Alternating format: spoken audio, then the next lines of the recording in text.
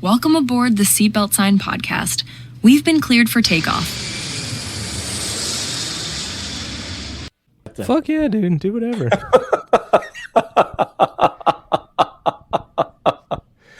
That's funny. Hey, new episode today. I got my man Andy here, the Sky Pirate, on Instagram, _ the Sky Pirate. I love all of his videos. He's a, you either love him or you hate him, and I got to say I'm in the love camp. I like a lot of what you're saying, and it's going to be a controversial one. So if you get your panties in the wad easily, you might want to skip this episode because we're going to get into it. But Andy, how you doing, brother? I'm doing great. How are you doing, man?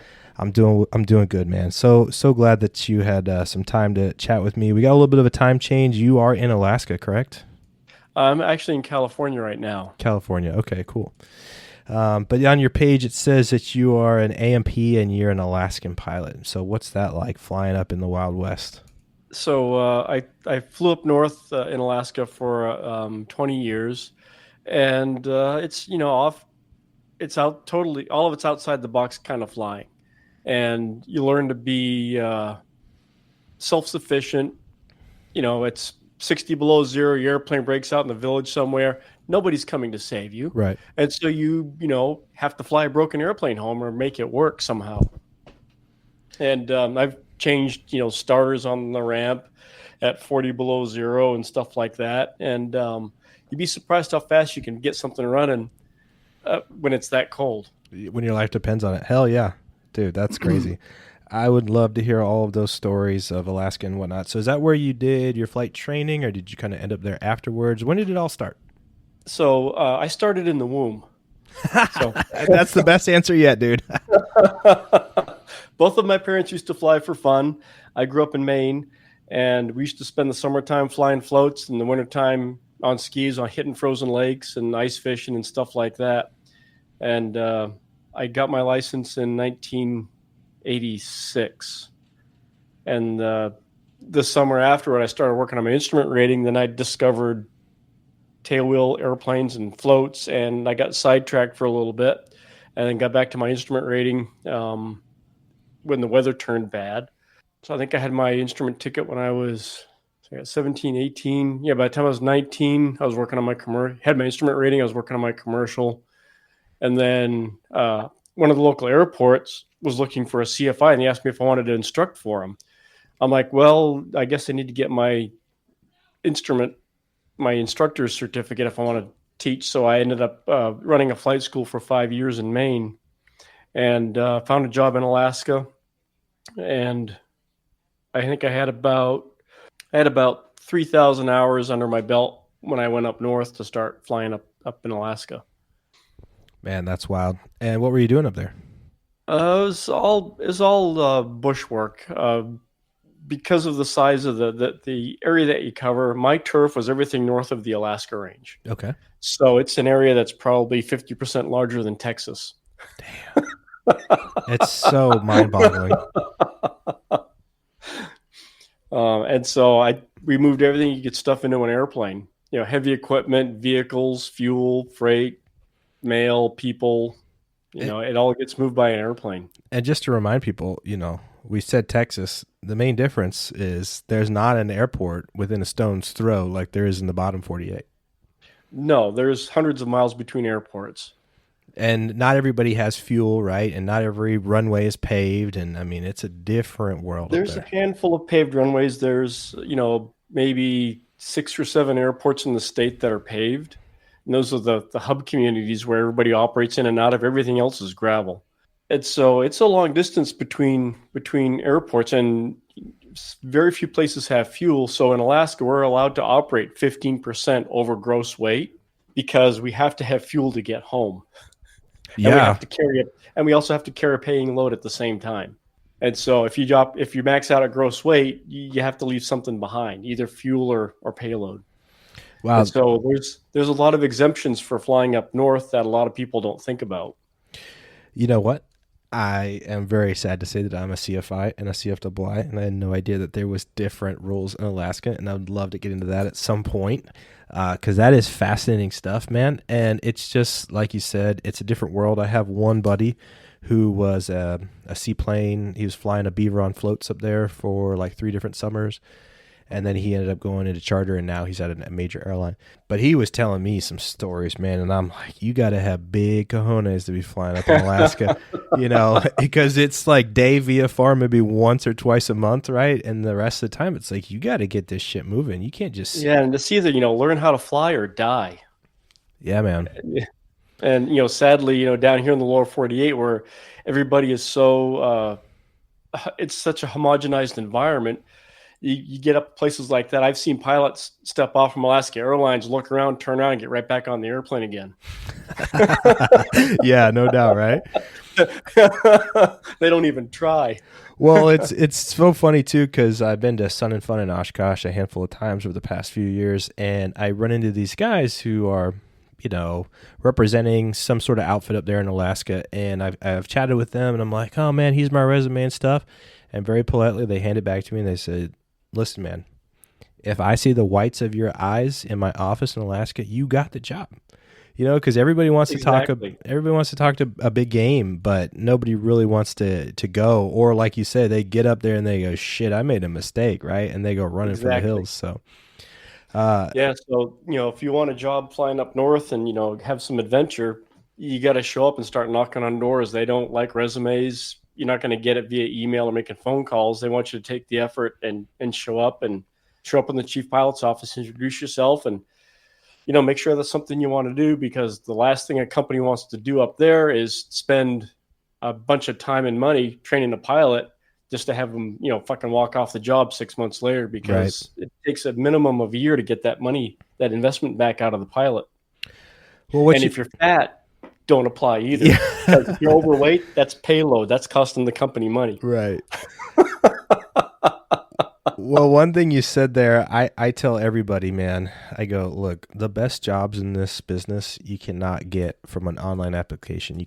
And, a lot of these guys a lot of these like small operations, they're still old school. Me, I'm kind of the same way. I don't go on the computer for anything. You send me an email, it's probably in spam. I'm never going to read it. But you walk in the door with a resume, hot pink or fluorescent orange or green or something, get your attention. Right. And, introduce yourself.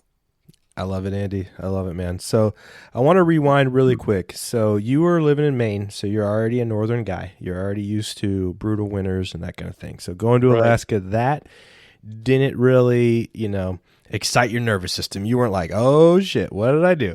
Me, on the other hand, I'm a kid, kind of born and raised in North Carolina and South Florida.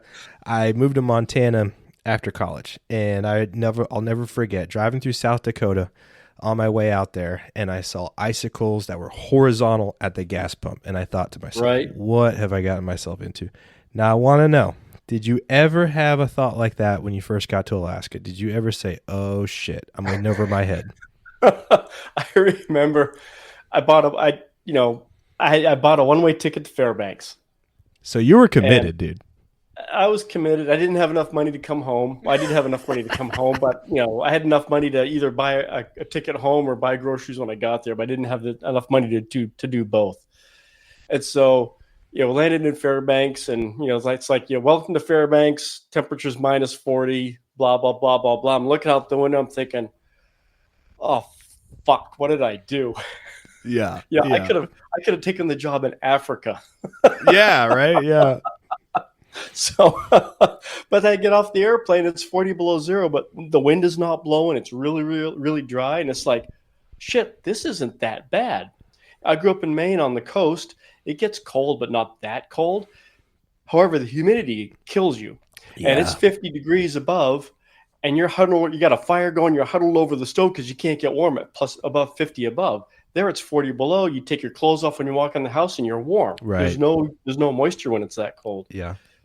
I know what you're saying. Being an East Coast guy, we're both East Coast guys, and going out west, it's like, yeah, it's freezing, but ball game. Yeah, it's totally different. So, all right, man, let's talk about your first couple of years of flying in Alaska. What kind of aircraft are you flying, and kind of, you're still a young guy at heart, you're still kind of learning the ropes of a new terrain, and so let's hear some wild stuff. Those first few years in Alaska. So my first couple of years in Alaska, I was flying for a small mom and pop 135 operation, and it was primarily Cherokee sixes and Piper Lances. You know, the Okay. straight tail, not the T tail. Nice. The T tail doesn't do well up north, and I've got over 8,000 hours in the PA-32 airframe, all of them, Nice. and you know it's a fucking tank with wings. They Yeah. don't break. You know, and it's you know, the 206s, 207s do well, the Cherokee sixes and the Piper Lances do well. I mean, they're the workhorses of the North. 1,000-pound payloads, 2.5, 3 hours of gas everywhere you go, and you know you take advantage of that 15% over gross deal. That's awesome, man. So let me hear just the first story that comes to mind. You know, your first couple of years up there. What was the first big moment where you were in that plane and your asshole is clenched so tight, you're like, I don't know if I'm going to get out of here. And then the moment that you did, I want to hear about how you celebrated and how happy you were to be on the ground. That's like every flight I took up there. You know, there's been more than a handful of times when I got back on the ground. I swore I'd never get back in another airplane again. You know, it's, you know, freezing rain and fog, and you know, you shoot approach down to minimums. You get to minimums and you still can't see the ground, but you don't have enough gas to go anywhere else. So, you know, you go ahead and you land anyway. Yeah, just gosh, it's hard to say. There's just a lot of them. You know, we used to go into some airports that were literally on the side of a mountain, you know, 4,000-foot long runway, and where you touch down is 1,000 feet lower than where you park. Oh my God, dude, what the fuck? And so you land at cruise power and then slowly bring the power off as you get toward the top of the end of the runway at the top of the strip. Holy smokes, dude. So please tell me that at least like the operation was nice enough to kind of send you out with like chief pilot and be like, okay, here's all the airports and like here's this one in particular that you just mentioned. It's like, you know, keep the power in, or did you just have to figure that out? You know, some of these, I think that particular strip they briefed me on prior to going in there for the first time. A lot of that stuff, you know, with the way 135 operations work pretty much anywhere, is it's like, you know, here's the airplane, there's your load, go off and do your job. And, you know, it's like my checkout on the Beech 18 was, you know, here's the book, there's the airplane, don't break the airplane. And that was it for the checkout. And so, you know, I checked myself out in a Twin Beach the first time I flew one. Jesus, and then, dude. And then when I got comfortable, I took a check ride in the airplane. Oh my gosh. And so that's the environment that we used to operate in. You know, it's just it's a different set of rules, and you know, time is tight, money's tight, and if you're a good pilot, you get to have a lot of really interesting opportunities that you don't see in a lot of other places. Man, it's so neat to hear these stories. You know, you're definitely a little bit older than me, not by much. Not by much. Not by much, but you definitely have got probably 4 lifetimes worth of experience and stories. And one thing that you kind of remind me of, I don't know if you've heard of this guy. His name is Carey McCauley, and he wrote a book called Ferry Pilot. Have you ever heard of it? No, I never have. You know, he has this book, Ferry Pilot, and he just talks about all these cool adventures that he was doing back in the day, you know, and the first time he had to ferry an aircraft from the United States over to Europe. His boss just threw him in a plane, and he was like, okay, you know, we're going to go hit all the little island chains on the way to the UK. And halfway through, you know, like they were in IMC, and his lead pilot, which was his boss, was like, hey, man, I just lost my vacuum pump, so I have like no reference to my gyros. So he's like, I'm just going to come up on your wing and turn off your strobes, and I'm just going to follow you in on the ILS. Okay. So, you know, and he's right.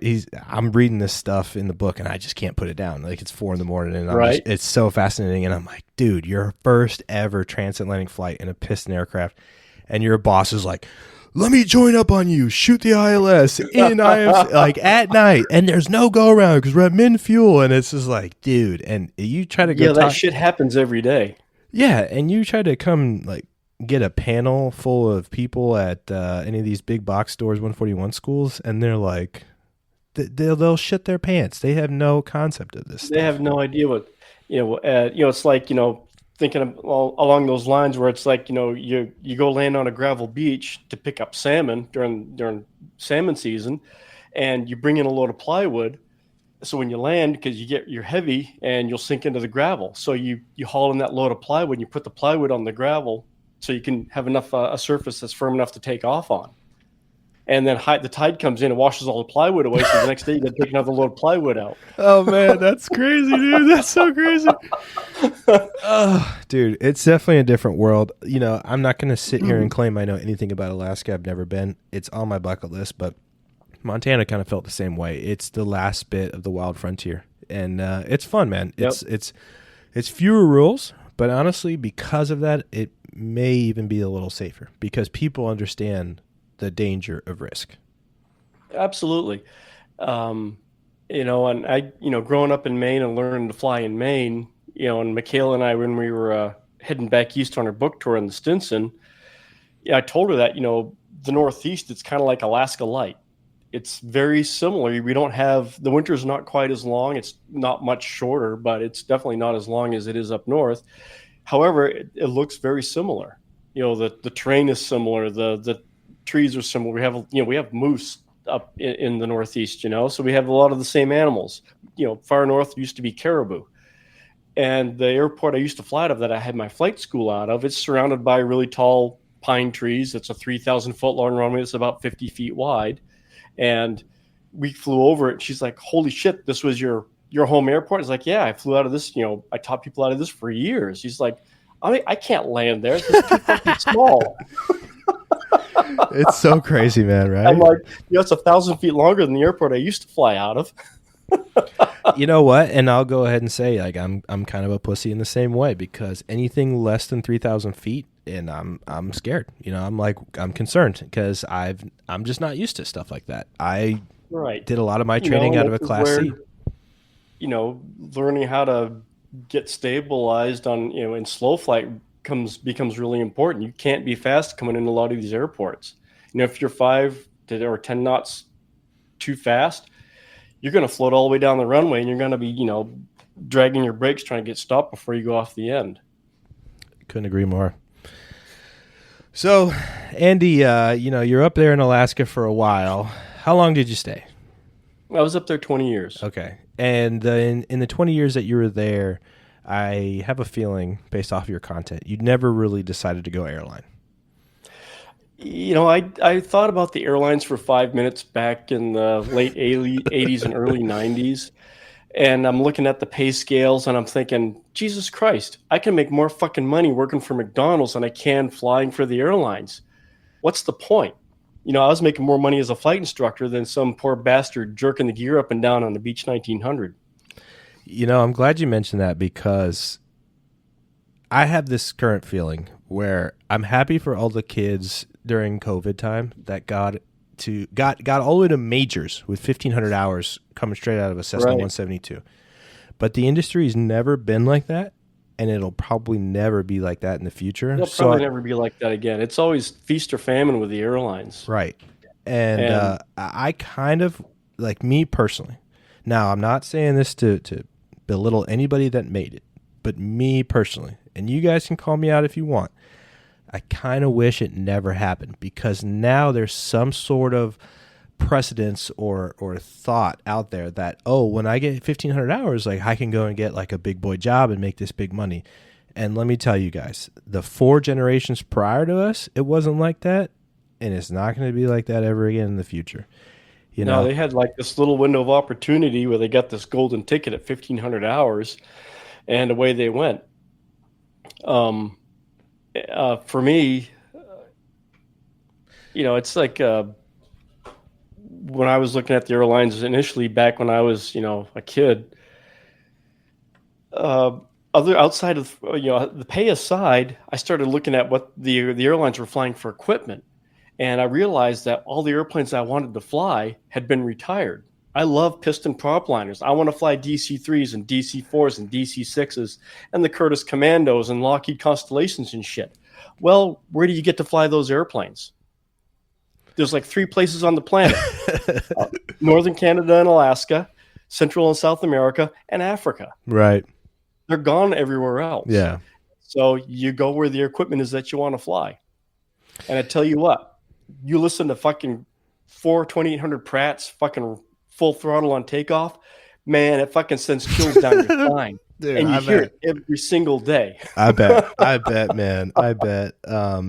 In terms of aircraft noises, there's nothing cooler, in my opinion, than the Aeroshell aerobatics team that I've been seeing at all the flying events. Man, when they fly by, the T6s, dude, those are so cool. And when they got the when they got the smoke on, and they just do a low pass. I've told all my friends, I'm like, I want that to be my ringtone. It is just the coolest sound ever. Right. But just to highlight really quick, like you were saying, the airline pay, just dog shit. My dad went through the same thing, man. He was he's been an airline guy his whole life. He flew DC-10s. He's flown Dash 8s. He's flown a bunch of stuff. But he finally came to the States and was working for a couple of regionals. And dude, the guy's making $19 an hour back in 2005, and he's on food stamps, right. And he has to have a crash pad with anybody who's doesn't know what a crash pad is. It is a room that somebody rents out in their house, and they put 3 sets of bunk beds. So you got 6 pilots going in there and sleeping in and out at all hours of the night. All of them have sleep apnea. They're all overweight. They're snoring. And then you got alarm clocks dinging at 4 a.m., 5 a.m., 6 a.m. So if your alarm is until 7 a.m., guess what, bud? You've been up since 4. Yeah, and he finally was like, this is dog shit. I'm done. And so he took a 10-year break. And when I finally got into aviation, he got back into it. Now he's flying on a 135. But and he's loving it again, But it's the industry. It's ups and downs, dude. So I don't blame you for never wanting to go airline. Yeah, it never, none of it ever made any sense to me. Not even from a lifestyle point. It's like all the airline pilots I know, they've been divorced multiple times. Yep. They're all alcoholics. Yep. They're all overweight. I mean, I don't know a healthy airline pilot out there.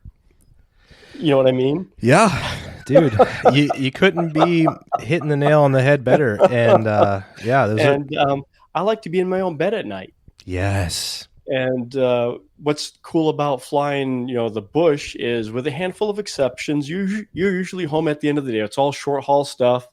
You know the people that you work with. You know the village agents. You know your passengers. Most of your people, you see them over and over several times a week. You know all your passengers on a first name basis, and they see your face coming back every time. So, okay, this guy's still alive. He's still alive after 10 years. He's probably safe to fly with. He's probably safe to fly. Dude, that's a beautiful thing that you highlighted there. Something, just to say, the work was rewarding. Am I right? Absolutely. It really was. And, it's like you get stuck out in the village. So one cool thing about working up north, especially, the people that live in the village know that you are the lifeline to the outside world. If it wasn't for you and your airplane, they're stuck where they're at. And so as a pilot, you get treated really well up north. They don't have any other options really to speak of as far as getting stuff in and out of the village, or fuel, or transportation, etc. So you get treated a lot different than you do down here in the States as a pilot. Down here, you're just another Greyhound bus driver. Right. Yeah. And you fly up north, and it's like, it's a different ballgame. I don't want to say you're treated like royalty, but for lack of a better term, you're treated like royalty. You are the person that they need to take care of. Dude, it's so neat to hear that. I have one experience flying up north. I got invited to go do some ferry flying. We took some Cessna 172s from Iqaluit, Canada, which is way up north, Inuit territory, up by Greenland. We had to rescue these 172s and take them from northern Canada down to South Florida. These Cessna 172s were on their way to Turkey, and plans changed halfway through, and then we were sent up to go rescue them. And that was my first experience of like flying in the bush and not having avgas at any airport, right, in the area. And so we had one airport that we could make it to. And dude, we had to pump our fuel by hand, and we had to buy avgas by the barrel. And that was for me just so eye opening, which to you, it's probably like, oh yeah, I did that every day. So Right. It's like second nature up north, and you're pumping fuel out of, rusty 55-gallon drums. And, one thing that that maybe I don't want to call it a pet peeve, but one thing I find curious is like, you see people fuel up at the fuel pump, and then they walk around, they sample the fuel as soon as they put fuel in. I'm like, dude, if you think there's shit in your fuel, you got to wait at least 30 minutes. Walking Really? around and sampling fuel right away, you're just wasting your time and money. You're throwing gas away. If you think there's shit in the fuel, it's a minimum 30 minutes. Wow. So you go push take care of your airplane, go have a coffee, go have a snack, take a walk, come back and sample the fuel, because it takes at least that much time for the crap to settle out. Is that true? That's true. Man. Wow. I'm so glad we spoke, because I had no idea. And so, I pump gas through chamois shirts to get the big chunks out. Yeah. Basically like a cheesecloth, any kind of filter. That's interesting. Exactly. That's a good idea. Yeah. And then the small pieces, of course, make it through. So, you give it time, and all the rust and shit and the water settles out. And it takes at least a half an hour to do that. Yeah. Because, when it comes to aviation, you have to stop and think that there's always somebody trying to kill you. Right. Mother Nature's trying to kill you. Your mechanic is trying to kill you. Your students are trying to kill you. Yeah. You know what I mean? And so, the other guy in the pattern's trying to kill you. Right. And so if you approach it from that angle, it's like, I'm not going to trust, and I've worked with, really good mechanics. I still don't trust them, or I'll say trust but verify. And so if they said, yeah, I pre-flighted the airplane, it's all set, I'm like, okay, great. I'm still checking the fuel caps and the sumps and the oil anyway. Yep. Because, everybody fucks up. Yeah. I've pre-flighted airplanes, and I've found, freaking, canvas tool bags, tools on top of an engine. Yeah. I pre-flighted an airplane, that just came out of a heavy inspection, and all the engine mount bolts hadn't been torqued. It was loose. And so, people get distracted. Shit happens. Yeah, we're humans. Yeah. So, I always make sure I sample the fuel, especially, when you're working out in the bush, shit happens. So you have to cover your ass, because that airplane is your life. Period, man. Period. And, you wreck that airplane out there somewhere, you're in the food chain, and you're not at the top of it anymore. And so, and it used to be state law in Alaska. I don't know if it still is or not, but it used to be a state law that if you're going to fly in Alaska, you had to carry a firearm. It really? was the law. Yes. That's cool. Because you crash out there in the woods somewhere, you got wolves, you got bears, You have predators. Things that will eat you. Hunt you and eat you. Yes. And they work in packs. Dude, that's cool. That's crazy, man. Oh, Alaska rules. We got to do another episode one day where you just spit out all the Alaska rules to me, because that is so fascinating. And, survival equipment. It's another thing that nobody really thinks about. There's survival gear and there's camping gear. Survival gear is what you wear. Camping gear is in the survival bag that you carry behind you. Because if you wreck, the chances of you getting to that bag of survival gear is pretty slim to none. And so it's what you're wearing is what you've got to live on. And I think that's true across the board, even down here in the lower 48. If you go down in the mountains here or something and you get out of the airplane, what if the damn thing burns? All your survival gear burns with it. So it's what you have on your back is what you're going to survive with. Right. No, I like what you're saying there. Well, Andy, another topic I wanted to ask you about. So you're also an A&amp. Correct. But I've been wrenching on airplanes for almost 40 years. Right. You had all the certificates, you just didn't have them signed off yet. I didn't have the paperwork to back it up. And it's been primarily, round engine stuff. That's 1930s, wicked. 1940s airplanes, I'm pretty good up to about 1950. After that, I kind of lose interest in working on airplanes. So the early stuff. Dude, and those are beautiful. The radial engines, they still boggle my mind. I don't know anything about them at all, other than they're so simple. Really? Dude, if you can keep a 2-cylinder John Deere tractor running, you can keep a radial engine running. Wow. Okay. Awesome. Because There's no black magic at all. They're dirt simple. I go and I see them at Sun and Fun or Oshkosh, and I just see guys with, it looks like a restaurant grade box of oil. Okay, so I didn't say a jug of oil, not a quart. Okay, it looks like it's a freaking 3-gallon jug of oil, and I just see guys pouring them into these warbirds, right? Oh, and it's like, we burn oil faster than we burn fuel, and I'm like, oh man, and I'm so blown away because I just don't know anything about them. They look so complicated, but you say they're simple. They're easy. And all those engines are designed to burn well. Pratt and Whitney, the manual for the overhaul says, like the 985s and 1340s, they're allowed up to 7 quarts an hour oil consumption before they have to be overhauled. Interesting. And so on a lot of these engines, there's some ADs that need to be complied with periodically. But according to Pratt and Whitney, there's no TBO on a lot of these engines. It's a condition overhaul. So when the engine starts burning 7 quarts an hour, it's time to overhaul it. Up until then, it's good, according to the manufacturer. Well, I wanted to highlight the fact that you're an A&P. I mean, it says it in your Instagram bio on the Sky Pirate. But you remind me so much of my mentor because he is a CFI. He's a pro pilot. He's flown a bunch of jets and different things. He's also been an A&P ever since the beginning. He was a mechanic in the military. And my friend, Andy, you are a mechanic guy, dude. In all your videos, you've always got your hands a little dirty. You always got a fun T-shirt. Like right now it says, "Don't worry, I zip tied it." Fuck a safety wire, dude. We just zip tied it. We're 61 Cowboys. We're ready to go. Mechanics, a little rough around the edges, but if you can take a couple punches, man, those are the guys to hang out with because they are a wealth of knowledge. I'll never forget. I got the opportunity to go and fly Navajo, and I flew it for maybe like 120 hours.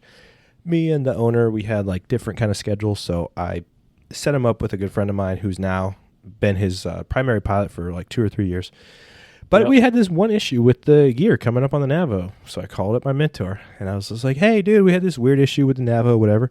Man, for 45 minutes, he just like fire a hose, just threw information at me, and he knew every system on that Navajo, and I was like, dude, I'm so glad that we're friends because you told me everything I'm ever going to need to know on this aircraft. So, yeah, man, mechanics. Yeah, man, I love the Navajo. That's a pilot's airplane. It was super fun. I felt like a real pilot when I would land that baby, when I would descend out of like, I don't know, 13,000, 15,000 feet and come in and land or something. And you put that thing on the ground and then you walk in to get lunch and you're looking around and you're like, I know how to fly a real airplane, But yeah. The Navajo's that's a sweet ride. I've got maybe around 5,000 hours or so in those airframes, and it's like I really enjoyed flying that a lot. So, Andy, how many hours total do you think you have? A little more than 30,000, I think. That's incredible, man. That's incredible. And so, did you ever get into jets, or you mainly stayed piston? I have like no interest in jets. Really, dude, that's so fun to hear because I'm kind of like on your same track. Like I like what I'm doing, and I want to know that I can maintain a lifestyle where I can pay my bills doing what I'm doing. Exactly. Yep, I hear you. And if I can do it, flying piston airplanes, I'm happy doing that. I don't like jets. Yeah, dude, bug smasher for life. Am I right? You got it. All right, Andy, I want to transition a little bit because I want to start talking about some of your social media. All right. Okay. This will be fun. The Sky Pirate on Instagram. Now, as we said in the very beginning, what sells newspapers? Tragedy and horror. Okay. The newspaper is not filled with smiling faces and happy stories about puppies. Right. And I think you guys kind of tapped into that because, for example, one of the captions on one of your videos says, "We've been doing it like this for 40 fucking years." Okay. And you're talking about. You're talking about entering the traffic pattern, and I just clicked on that, and I loved it, dude. And everybody on the internet, well, let me just go ahead and say this. Everybody on the internet likes to talk shit. Nobody on the internet wants to talk positively. Oh, no. And I was sitting here giggling before we got on this talk, just reading the comments. So I want to pause really quick because the way I found out about you was you popped up on the algorithm, and the caption of the video, it says, "New pilots need this lesson." And essentially what you were saying in that video is, hey, not every aircraft has ADS-B out, and you guys, your new pilots, you should not be reliant on iPads. You should be looking out the window. Now, that video had 43,000 likes, and it had 933 comments, one of them being mine, and I think I was one of the few where I was positive, and I said, "Preach it, brother." And I want to go ahead and preface this with a quick personal story. So I used to do aerial survey, and I was flying Cessna 172s, and I'm in North Carolina, so we would go all the way up to Boston, and then we would go as far south as Florida. I've been all the way out to West Texas, to Odessa, and all the way as far north as Michigan, right? And we were taking images of solar panels. Now, a lot of guys that I flew with were straight out of one of these big box stores. They just got commercial license, and then they threw away their P-hack. They threw away the FAR aim. They decided, I'm never going to need that ever again. I can fly an airplane. Cool. Whatever. It was a lot of Part 61 Cowboy, or I should say Part 91 Cowboy. Most of the time, guys wouldn't want to file IFR, so we were scud running. I, as a CFI and a double I, I'd never encourage that. I said, dude, fuck it. Let's just file. Let's just use this to our opportunity. Let's get all the approaches in that we need. Let's fly at night. Because essentially the boss said, here's the plane. You guys do what you want with it. Just get the job done. Right. So we're all building this time towards ATP. And I was like, come on, guys, let's knock out these requirements. Well, the one story is there was only 2 pilots that I ever felt confident enough to where if I was in the back seat running the computers, it would be 2 pilots. One guy is up in the front flying one day, one guy in the back seat running the computers one day, and we would alternate. So we're coming home, and we're navigating the East Coast, all that busy airspace coming back from Boston. So we get a lot of Bravos, a lot of restricted areas, et cetera, et cetera. And it was during campaign season. So we got all these TFRs because all these politicians are going everywhere and clogging up the airspace, right? But we had briefed in the morning, my co-pilot and I, we had said, hey, look, all these TFRs that we're seeing on FlightAware, on our iPad, they are not current.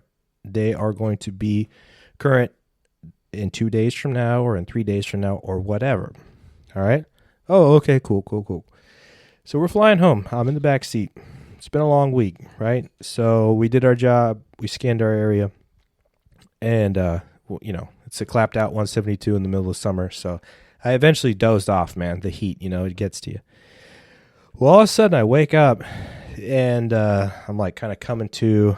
I'm like, oh, shit, man. I can't wait to get home. I need to drink some water. And just in front of us, I see a red Caravan just dive bomb like a mile off of our nose. And I jump into action, and I'm like, buddy, are we in a drop zone? And I look over at my pilot. He's in the front seat. He's hunched over. He's got his head in his lap, and he's staring at his cell phone, and he's watching our track on FlightAware, on ForeFlight. Right. And I go, dude, did you see that airplane? He goes, what are you talking about? I said, there's a Caravan a mile off our nose, a big red one. Did you not see it? Are we in a drop zone? And he goes, oh, yeah, we are. We're in a drop zone. I go, dude, are you not on the CTAF? He goes, no, we're flying VFR. I'm squawking 1200. I'm like, get on the CTAF. We're in a drop zone. You're about to turn some people into taco meat, okay? And he goes, well, I'm using my phone to navigate all the TFRs. I go, they're not present. It's not until later in the week. So he was literally flying home, staring at his phone, navigating airspace. All right. He missed a Caravan off of our nose. And he goes, well, dude, I don't know why they don't have ADS-B. I said, the same rule applies for our home airport. They're a Class G. Okay. If the transponder had any issue, they can pull it out legally, just like we do at the flight school. Maybe that's what they're doing. Maybe you should look outside. Okay. Right. Well, we all know that, iPads aren't compatible with Windows. Yeah, I know. And so I just want to continue with this story a little further because everybody in the comment section wanted to talk shit, okay? And everybody is an armchair pilot. And so I just want to talk about some of these comments really quick because I think that the people that listen to this will get a kick out of it. So one guy says, "Can't put an ADSB out in a nav beacon light? Question mark. It's everyone's responsibility to watch for traffic." Another guy goes, "Terrible advice yet again." Guess what? Fuck you. Another guy goes, "If you can afford to operate a plane like this, you can afford to bring along an ADSB and an iPad." Okay, again, that's not the point that we're getting at, okay? That wasn't what I said. I didn't say don't get ADSB. I know. It's like, dude, you could learn a lot from people that flew prior to GPS.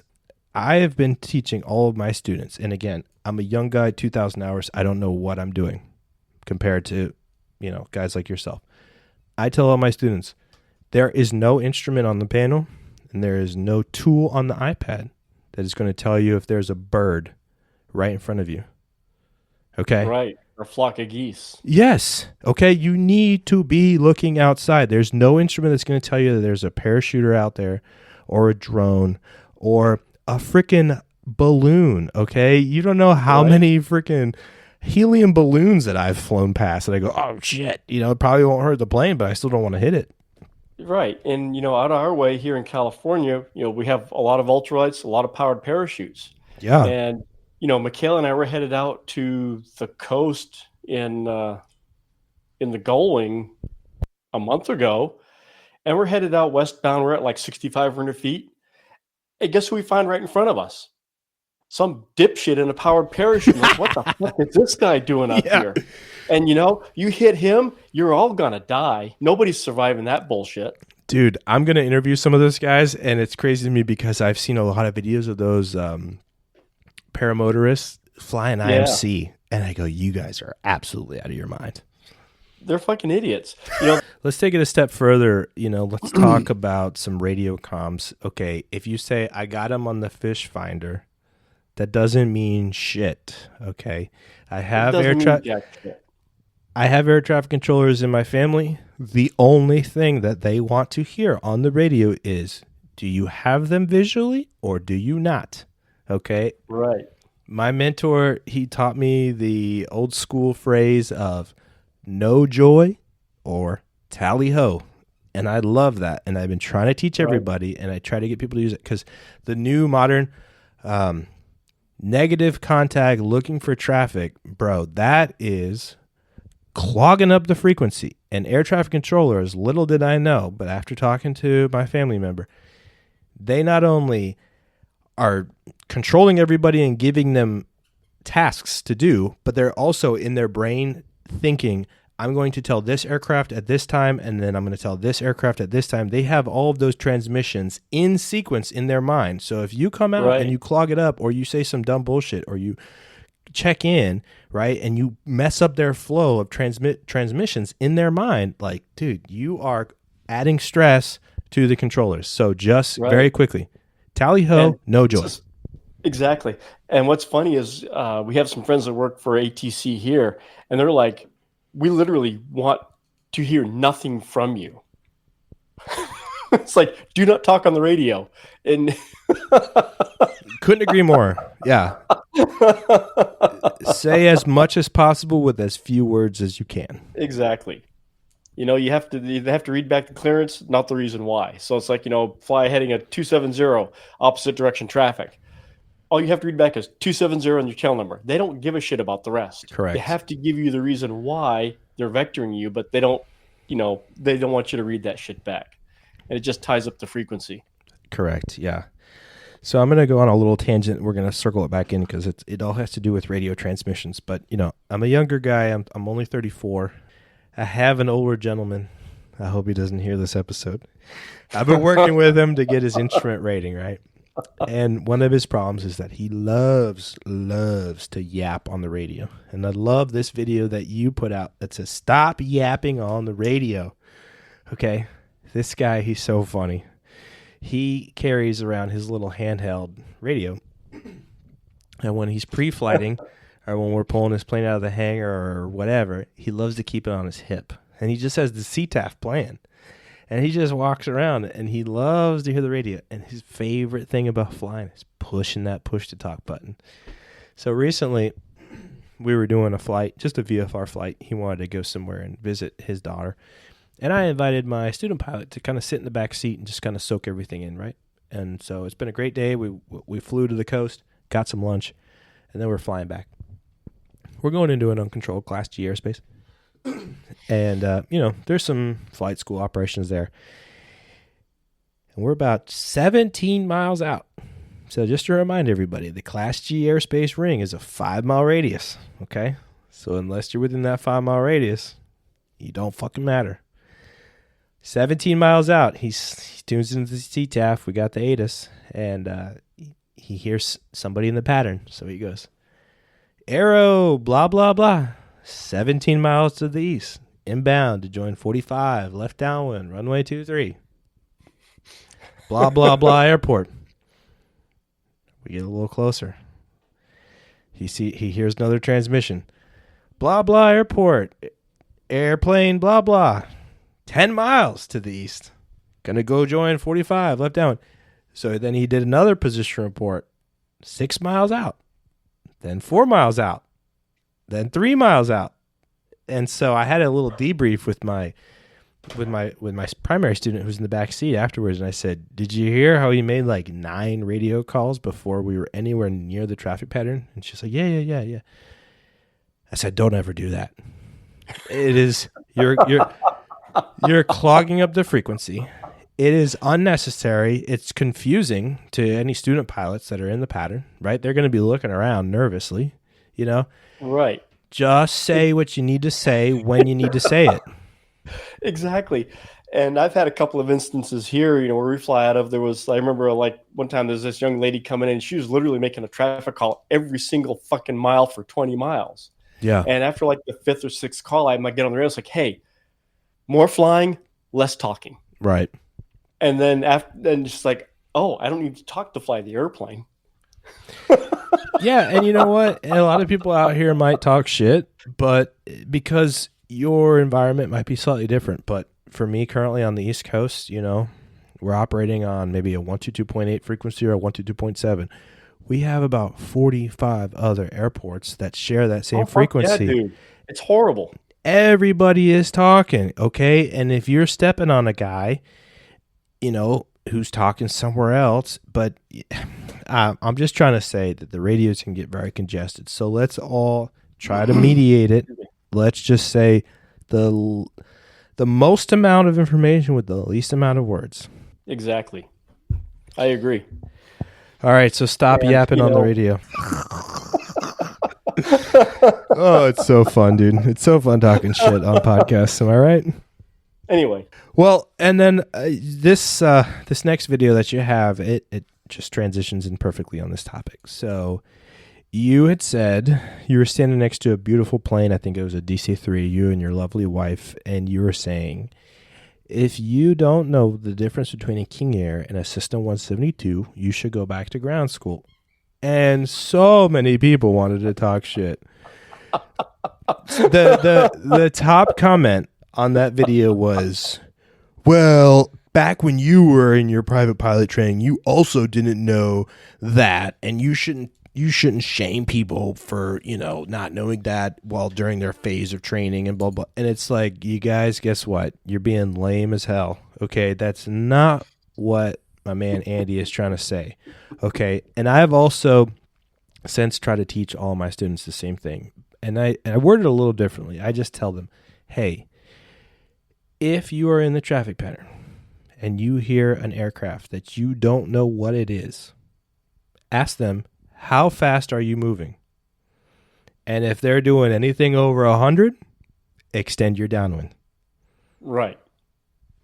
Yeah, if a chicken hawk's on a 5-mile final on the ILS, you got plenty of time to get in front of them and be out of the way. If it's a King Air or a Citation, probably not. And I've had this similar argument in some local pilot groups on Facebook, because so many people, they're like, Is Facebook still a thing? Mostly, Andy, not to call you out, but mostly for guys of your generation, not so much for young guys like me in my 30s, but I still check on. It's a good networking area.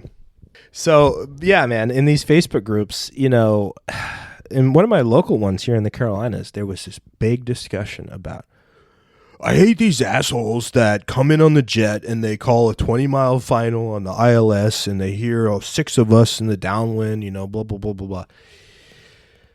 And so I have 2 thoughts there. Number one, yeah, okay, the jet doesn't get priority over you unless it is IMC conditions, okay? But all of us GA guys, we should maybe give priority to those guys because they're flying faster. They probably have more people whose lives are in their hands. They got a more, I don't know, they just have a little bit more risk about a go around. And all of us guys in GA, we're there to have fun. We're building time. It takes us nothing to extend our downwind. In the same regard, those jet pilot guys, they are more than capable and trained to join the fucking traffic pattern. Okay. My dad was flying into Auburn one day. Okay. And he was, in the jet, and he was like, hey, we're going to try to shoot the ILS, blah, blah, blah, blah. And somebody was nice enough to check in and say, hey, there's 7 of us in the pattern. I don't think you're going to get a straight in. And he was like, oh, not a problem. We'll come join the downwind. So in my opinion, it's all about just saying that stuff on the frequency in a polite manner. We're all pilots. We all know what we're trying to get accomplished. We're trying to get on the ground. So let's just do it safely, and let's do it cordially. Am I right? Absolutely. Yeah, man. So, I mean, do you have any thoughts on the matter about your video of the difference between the King and the 172 and all the people talking shit? Gosh, that was about a year ago I put that out. Okay. Excuse me. So from my perspective, I've always been interested in airplanes. I wanted to fly since I was a little kid. And so I would literally read everything I get my hands on when it comes to airplanes. So when I was 15 years old, started taking lessons, I sold when I was 16, I knew the difference between a 172 and a King Air and a Citation or a Gulfstream G1. I think G1 was the latest, and greatest at the time. And so I was familiar with the other equipment in the traffic pattern that was coming and going. So it's like, okay, this guy's in a 172, he's X miles out. I've got plenty of time to get in and land and not be an issue. This guy crawling off my ass in a King Air or the Gulfstream, I'm going to do something different. I'm going to break off this approach. I'm going to go somewhere else. Wait till he's on the ground and out of the way. I'm going to come back in and do my thing. Right. Because, it just seems like the smartest thing to do. And yeah, I'm building hours. Pull the power back a little bit, put in 10 degrees of flaps, go into slow flight. Who fucking cares? Right. We don't need to be doing 200 knots on the downwind. Yeah. Slow the airplane down if you don't want to go so far on the downwind. Put in some flaps, get slowed down to 65, 70 knots, and just hang out there in slow flight. Wait till the guy passes your wingtip, then start the turn. It's kind of a no-brainer. And, I've been preaching, energy management skills. Yeah. Nobody knows how to manage the airplane's energy. They don't know how to slow the fucking thing down.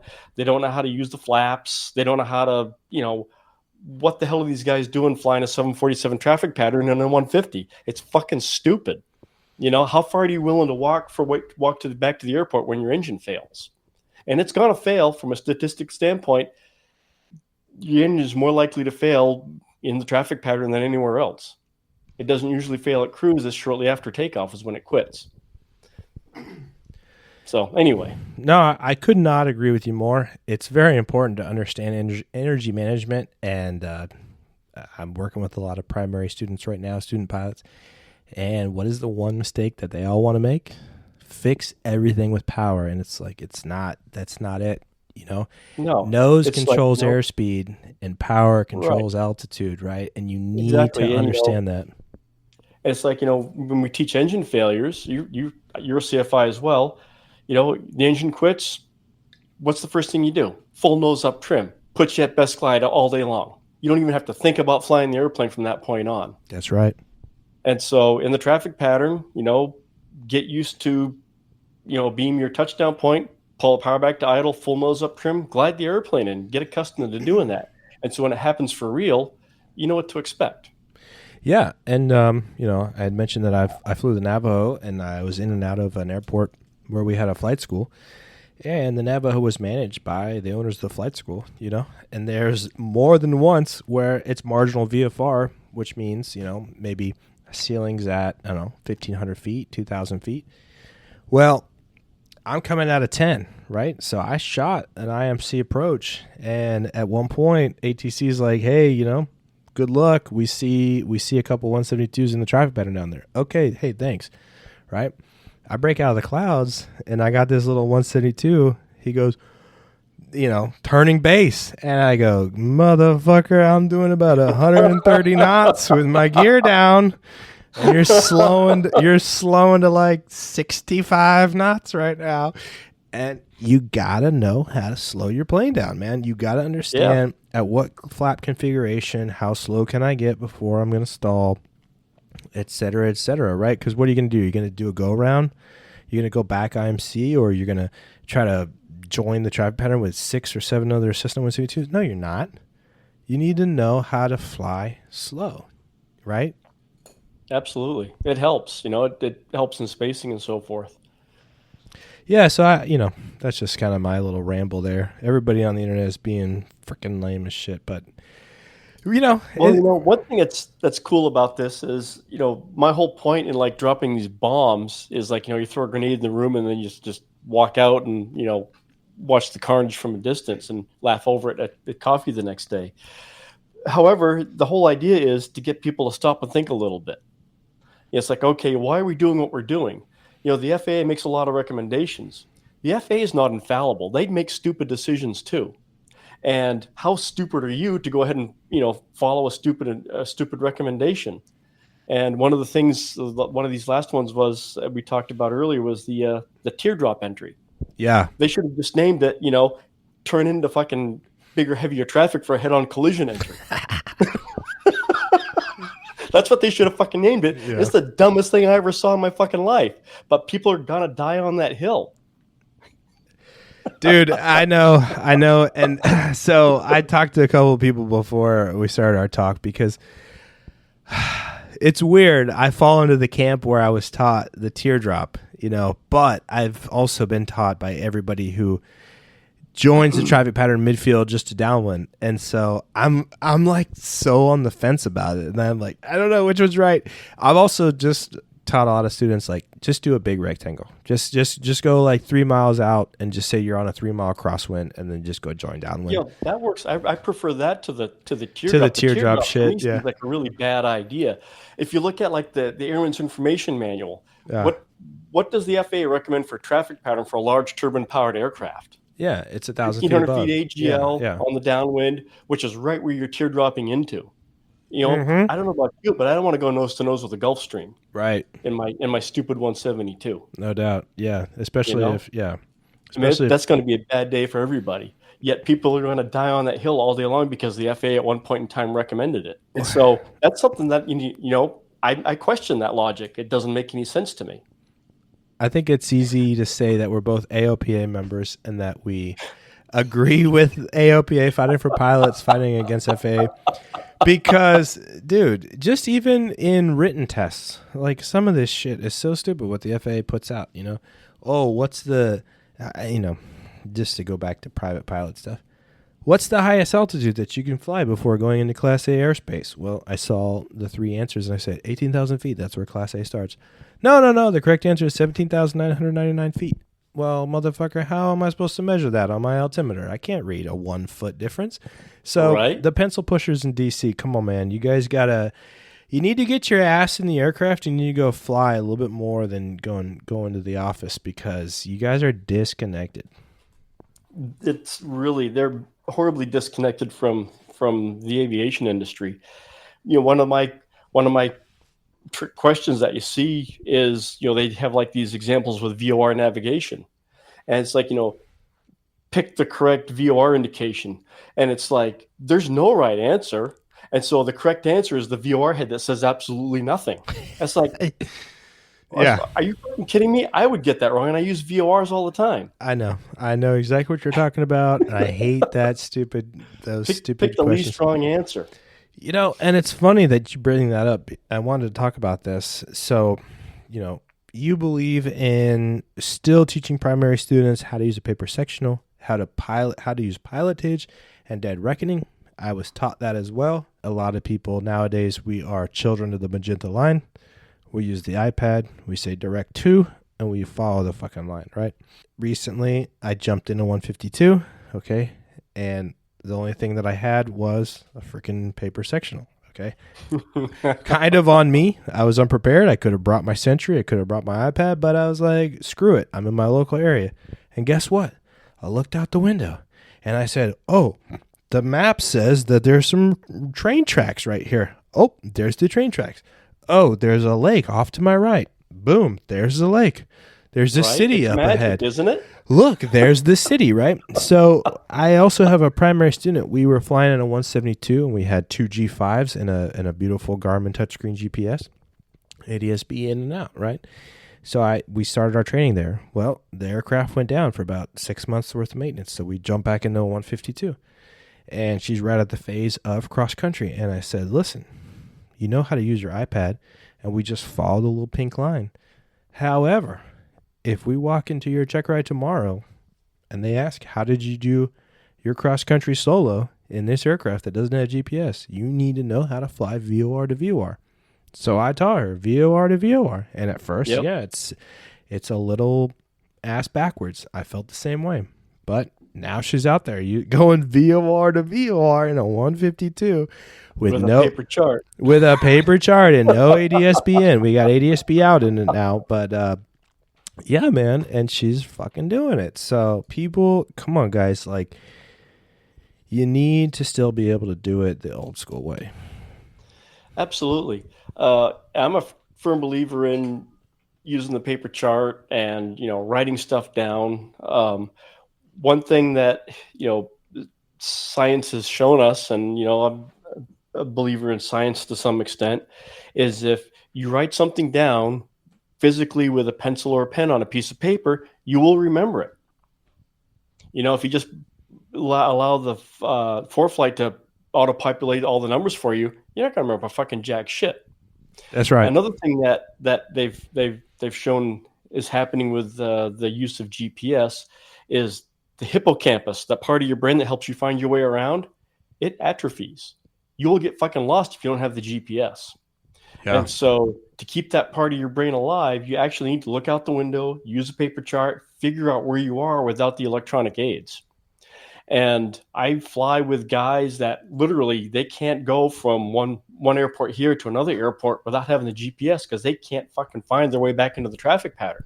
And I'm like, dude, you need to put that shit away and look out the window and figure out where you're at. It removes the romantic part of aviation. It's so beautiful to be up in the sky and looking down on the earth, and it's so beautiful for me. I'm in North Carolina and I'm in Raleigh, North Carolina. Dude, when I'm at, I don't know, anywhere between 8 and 11,000 feet, I can see a lot of my state. I can see different cities. I can see the coast. I can see the mountains. Okay. It's so cool to be spatially oriented in that regard and know, oh, this airport's over here, that airport's over here, that airport's over here. And then, it only takes you about an hour to go halfway across the state. Then you're sitting in your car in traffic, bumper to bumper, and it takes you 2 hours to go 15 miles. And then you can just daydream about you being in the airplane. If you're only staring at an iPad, go build a simulator in your house and just do that instead. It's what are you wasting everybody's fucking time and money for? Yeah. One thing that was really cool is Michaela and I, we just got back from our book tour in the Gull Wing, and we had taken off out of Rock Springs, Wyoming. Right. I think it was Wyoming. Anyway, back the earliest nav aids they had were like these rotating beacons, and they with the arrows. The arrows. Yeah, they're so cool. We're flying out of Rock Springs. We're following the highway because, it's, I think a 10,000 foot density altitude sort of day. Sick. The airplane's not climbing that well. And we're looking out at the ground and thinking, okay, we'll stay over the highway. That's the low spot in the terrain. Not a problem. We're climbing at 100 feet per minute or something like that because we're heavy and all this other shit. And we're looking out the window and it's like, holy shit, check that out. It's a fucking nav arrow. Dude, you And so found we circled one. it. We got it on video. It's fucking badass. Well, That's anyway, so cool. and so at our next stop that evening, I think it was Sioux City, Iowa, was where we overnighted. And I started reading about these nav aids. These fucking things are everywhere. Yeah. Dude, And we just happened to the one at Rock Springs. It's not on the map that we were looking at, but it's like that particular nav aid. That was the first airmail route that they yes. actually put beacons on. It's like, holy shit, this is fucking wild. Yes. And so if you're staring at your iPad, you're not watching the world go by, you're missing this cool shit. You're looking at that nav aid was put in 1925. It's literally 100 years old and it's still there. And it points the way you need to go to the next station. And so there we go. And so I got excited for a second there. But what's cool is you read how the nav aids were put together. The arrow points to where you need to go next. Right. And so this arrow had a bend in it. And I'm looking ahead down the highway, and there was like a pass to the right and a pass to the left. And the arrow is pointing to the pass on the right. It's like, okay, cool. That's the way we go. The arrow said so. And yeah, sure enough, that's the way we went. Dude, I mean, so just to reiterate, back in the late 20s, early 30s, air mail was a big industry. Now, the United States decided to develop an entire route of flight based off of big concrete slabs on the ground that were painted orange in the shape of arrows. We put beacons on top of them that had up to 1,000 lumens. Some of them were electrical. Some of them burned fire. And it showed these pilots how to go because guys were dying going down in the bush everywhere. Right. And each one of these stations also they were numbered. So in the daytime, you knew which one you were at. Right. And it was pivotal. It really was propelling America into the next stage, revolutionary. Can you believe the balls on those guys? Because they're flying, round engines, like you said. But not only that, those guys are probably like in 3-piece suits with their little glass goggles and their leather hats and dress shoes. And they're like, good golly, Molly, I just flew back from St. Louis and you'll never believe I thought I lost one of the arrows and then one of them appeared. And I'm just so happy to be here eating porridge with you and our little kids. Like those guys were so antiquated. Like they must have been either they didn't know or they were scared out of their fucking mind. You know what I'm saying? Right. Like, that's where, Charles Lindbergh, he flew airmail. He used those same nav aids to haul mail, out of Peoria, Illinois. It's so crazy. And then just to complete the history lesson, during World War II, we went out and we blew up a bunch of those because we were worried that if the Germans or the Japanese invaded, that they would be able to use those nav aids to then find a bunch of our highly populated areas. So it's kind of a relic of the past, but some of them still exist, especially out west. They're scattered everywhere. I mean, they're all over the country. It is cool. For me on the East Coast, it's kind of a similar vibe whenever we hit a VOR and I can point down to it and I go, look, it's a VOR in the wild. And my students are always like, whoa, no way. We'll find them on top of mountains or out in, you'll see like a bunch of farm field and then you'll just see like a circle plowed. And I always just love to like fuck around with, people that don't know about aviation. And I'll go like, you see that antenna over there that looks like a sombrero? People are like, yeah, what is that? That's the beacon where we call the aliens, man. Go hang out there at night, dude. You'll see some crazy stuff. That's funny. Yeah, man. Well, Andy, it's been so fun talking to you, man. And I definitely want to do some follow-up in the future. We'll talk more about just flight training, flying in general, maybe even some mechanic stuff. I want to get you on maybe talking to my mentor mechanic and you guys can share some fun mechanic stories. But dude, Andy, thank you so much for chatting with me today. I love all the content that you're putting out there. It is spicy and a lot of people are getting butthurt about it. But fuck those people, man. That's fun shit, and one thing about pilots, as you know, is we all have very fragile egos. And it doesn't take much of a poke to bruise that ego. I think you're right. I think you're right about the vast majority of pilots, but I've been shown a lot of times in my life that I was not the hotshot that I thought I was. So luckily for me, absolutely, every single day. Luckily for me, aviation. Yeah, man, I'm constantly told that I don't know what the fuck I'm talking about. So I try to enter all this stuff with zero ego. And for anybody listening, if you got any complaints, go ahead and shoot them to the seatbeltsignpodcast.com. We'll air them all out for you here on the airwaves. Like I said, I don't have an ego. And happy to hear anybody else's take. But for right now, if you're commenting in a negative way on my boy, the Sky Pirate, fuck off, man. I'm the opposite. Bring it on. Let's hear what you have to say. Yeah, dude. I don't know everything either. Hey, Andy's buying ink by the barrel, so he's waiting for you to drop a comment. All right, Andy.